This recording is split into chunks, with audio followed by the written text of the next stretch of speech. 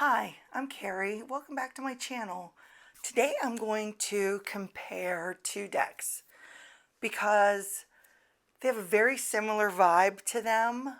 Both are modern, and in case you were trying to decide between them or if you needed both of them or, whatever that scenario would be. And it is the Real Talk Tarot, illustrated by Juanita Londono Cavaria, and the Good Karma Tarot by Carrie Ward. Now, I've had the Good Karma Tarot, has it been a year? Maybe 2 years? Let me see if there's a thing in here. 2 years, because I got it shortly after it came out. I thoroughly enjoy this deck.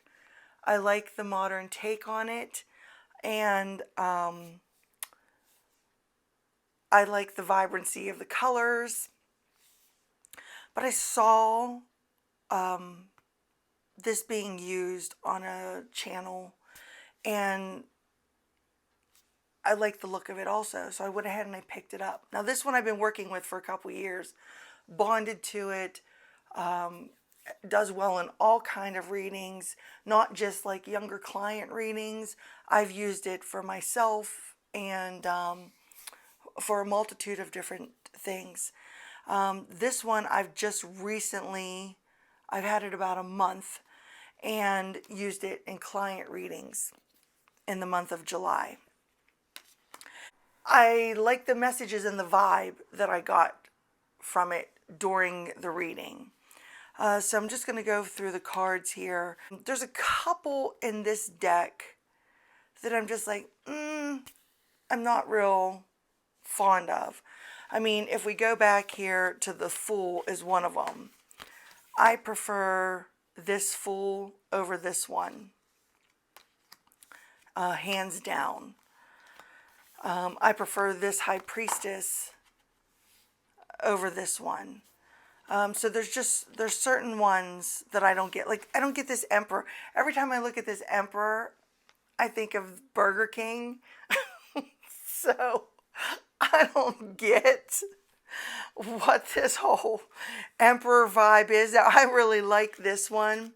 In the guidebook, it says the Emperor, father knows best, a man of traditionally male power and ambition, consort of the Empress. He is a trustworthy, intimate partner, emotionally comfortable with who he is and traditional gender roles. A symbol of the self, he brings balance, security, and conventional values.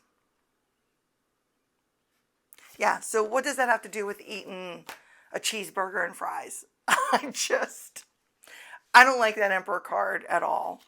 I like both of the Hierophants here. I prefer this Lovers over this one, but I get it. There's kind of a more modern take even in the guidebook, I think, of the Real Talk Tarot. I prefer this Chariot over this one.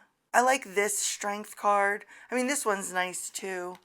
I guess I'm just kind of comparing it with you of which ones I like better than the other. I prefer this wheel, but I like this one. I like each portion of the wheel. Like down here at the bottom it says bankrupt, news cycle, car. I like that there's different things, so you know when the wheel spins you never know what you're going to get. But I'm curious to know, if you only have one or the other, would you consider getting the other one too?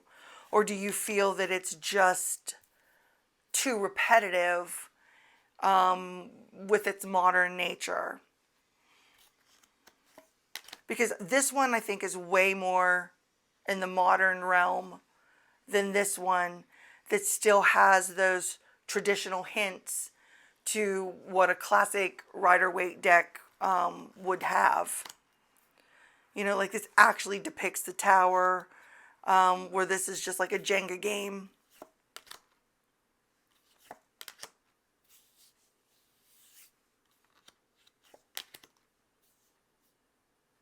I prefer this Sun over this one.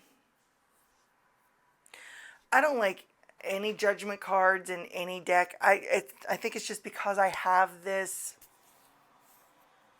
block up to the Judgment card for some reason. Always have. But I don't mind either one of these.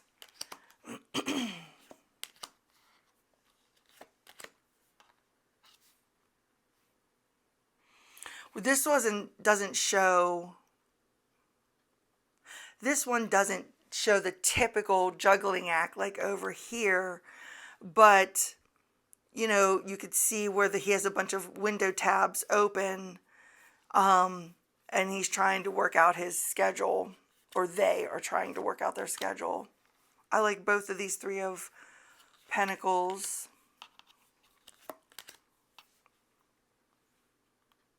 This one, I don't know. I don't really know how I feel about that Five of Pentacles.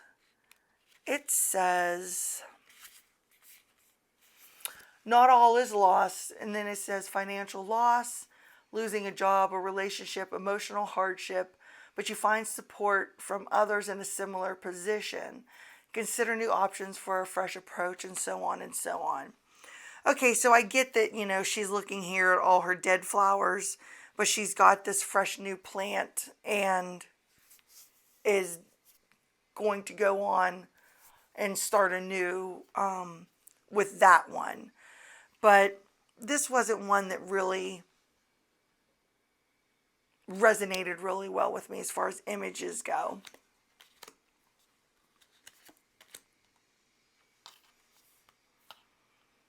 I kind of like this Seven of Pentacles where she's just, you know, saving up. She's got this whole stock of piggy banks behind her and, you know, patiently waiting for the time when she can, you know, spend that money. I like the take on this Eight of Pentacles. This Nine of, I don't know if you can see it on the bed, but she's got like money and cupcakes.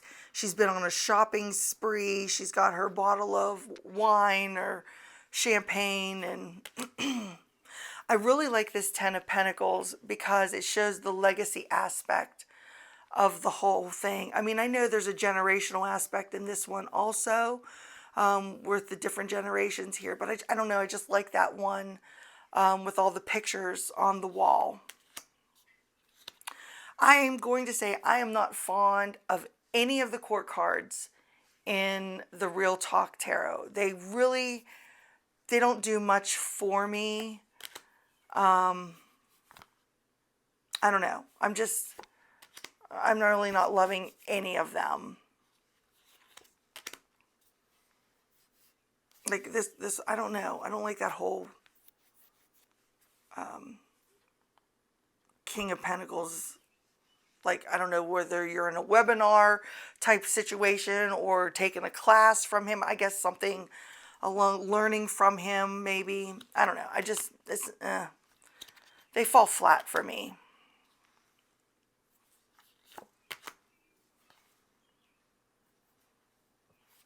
I like that the Three of Swords is like in a communication aspect here on a phone and not on the person itself.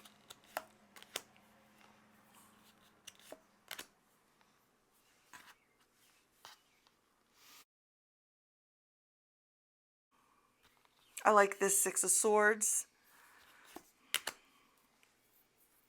Both the sevens are okay. Yeah, see, I mean, I get that he's, you know, consumed in his own thoughts here, trapping himself in a certain narrative of how a scenario is going.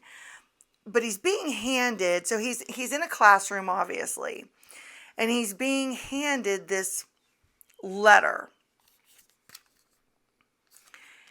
And the envelope has this LL on it, which I don't know, unless I'm misinterpreting that. I don't know what that's supposed to mean. And it does not say anywhere in the guidebook. Whoops, wrong suit. It says doing a bad job at the wrong job. The upright card shows feeling trapped. There are problems in a career in the intellectual or mental realm. It may feel impossible to do a satisfactory work due to unreasonable demands or disorganized management. You're under pressure to conform. Release yourself from these bonds, swallow your pride, and ask for support. You may feel humiliated or ignored. An additional meaning of illness and incapacity outside of permanent disability. This is a phase of physical restriction. So I don't know what that LL means. Even if it means anything, it might not even mean anything. But if you do happen to know what that would represent, or if I'm misinterpreting that in some way on this card, I would love to know. So let me know in the comments. 9.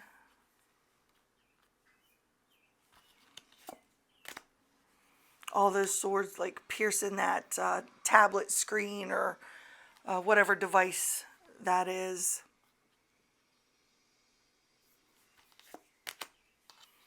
This Knight of Swords cracks me up, riding in that convertible with that his sword, knife, whatever.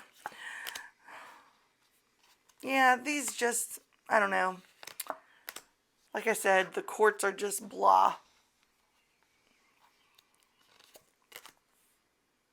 I like this Ace of Cups because not only is the Ace of Cups of, where you could be filled up by others, but this is where he's pouring his own tea, and where he's wearing an apron, so he may be a barista or something, and passing that love on to another.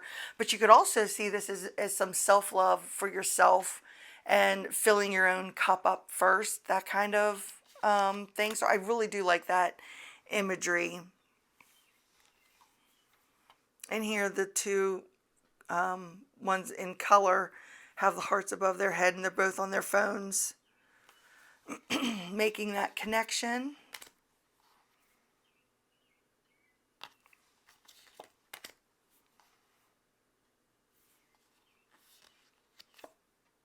She's getting offered all these outside choices to do something, but she's just fixated on her phone. That's really why I like, because it's, like I said, it's more modern of, what's happening in our everyday world, where this has the hints of the traditional Rider Waite.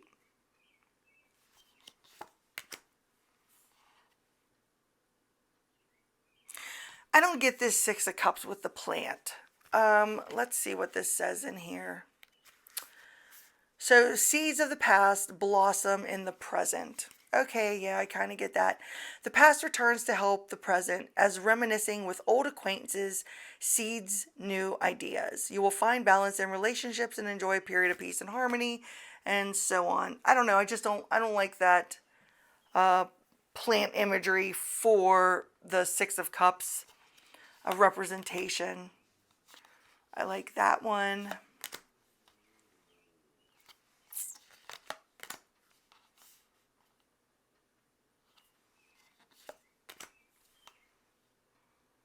I like this Ten of Cups, where they've all had a good time with each other around that campfire.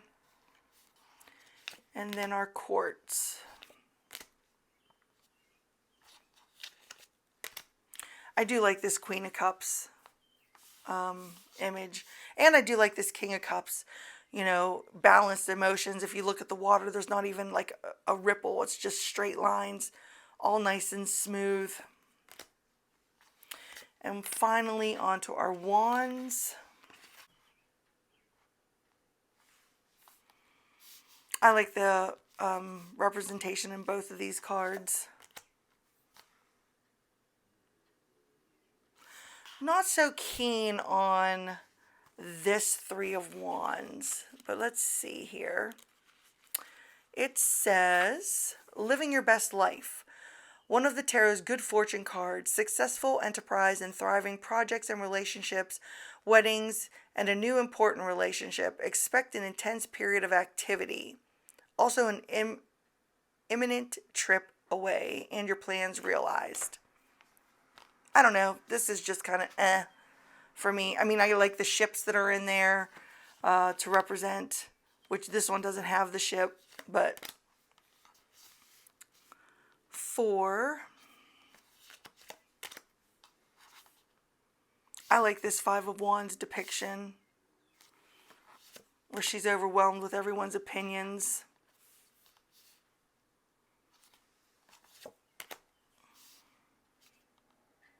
This card has come up for me personally several times recently. The 8 of Wands, she summoned an Uber, I guess, that got there quickly. I don't know how I feel about that either.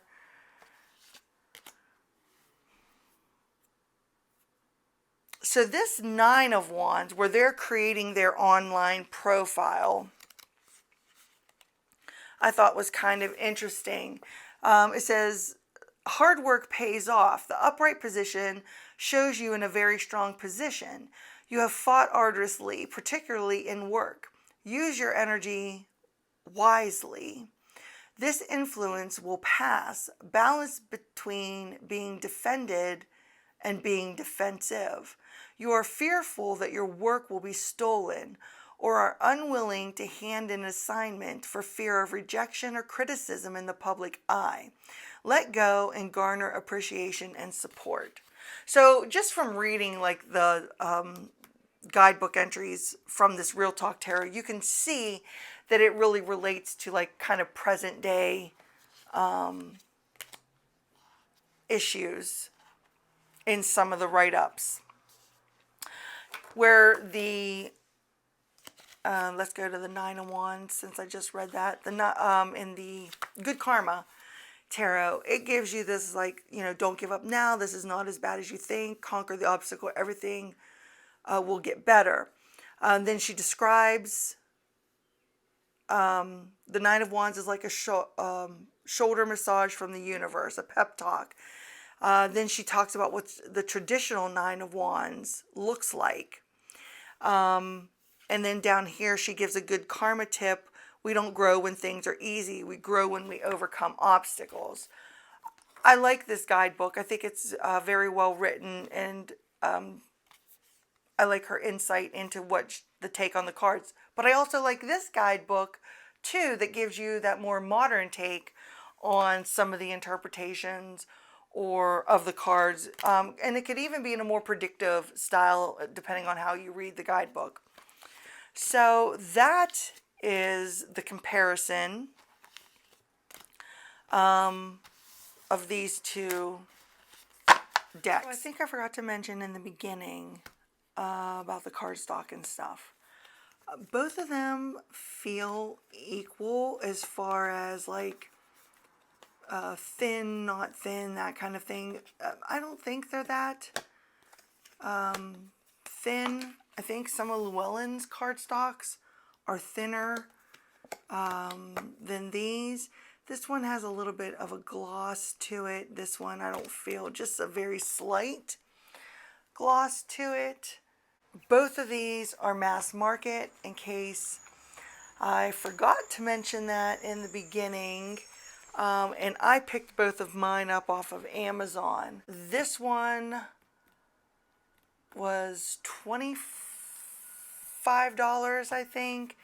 I want to say this one I got right around that $20 mark too when I ordered it. So both very affordable decks. Definitely let me know in the comments if you have one or the other, or if you have both of them, or maybe which one appealed to you more as I walked through each of them side by side. Like I said, they both have that modern vibe to them, but I like both of them. They both have a slightly different energy for me since I've read with both of them now and read with them for other people. Both of them carried a whole separate energy for me in regards that way. So even though they're very similar in style, they both fit into my practice, especially reading for others, because of that. So I enjoy both of them. There's just a few cards, like I said, in here that just are like fall flat for me, or just like kind of, but you know, the majority of the deck doesn't, and I vibe really well with it. So thanks for hanging out with me today. I really appreciate you being here. Don't forget to give the video a thumbs up if you like it. I do appreciate that when you take the time to do that. And until I see you next time, bye.